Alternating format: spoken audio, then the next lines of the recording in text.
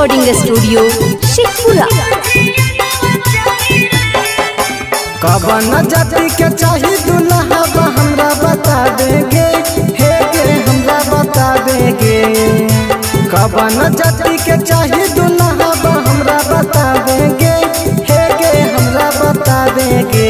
नया हिरनवा चाही रे, ना बबुनवा चाही रे, दुल्हा हमरा खाटी मंझियनवा चाही रे, और दुल्हा हमरा खाटी मंझियनवा चाही रे।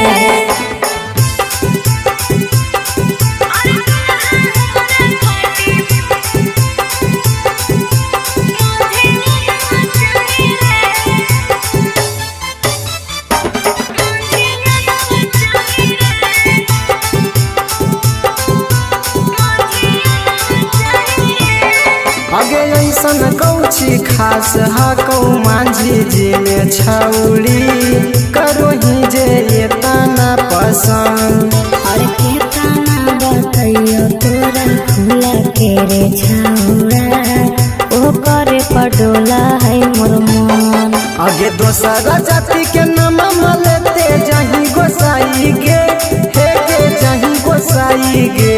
नया हिरनवा चाही रे, ना बबुनवा चाही रे, दुल्हा हमरा खाटी मंझियनवा चाही रे, और दुल्हा हमरा खाटी मंझियनवा चाही रे।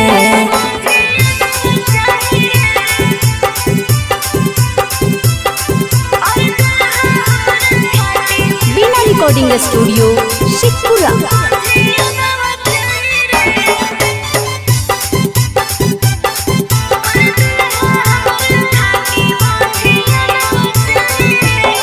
आगे अभी तकल के तना गो के कोयले ही गे छौड़ी मांझी जी के चला तेरी जे।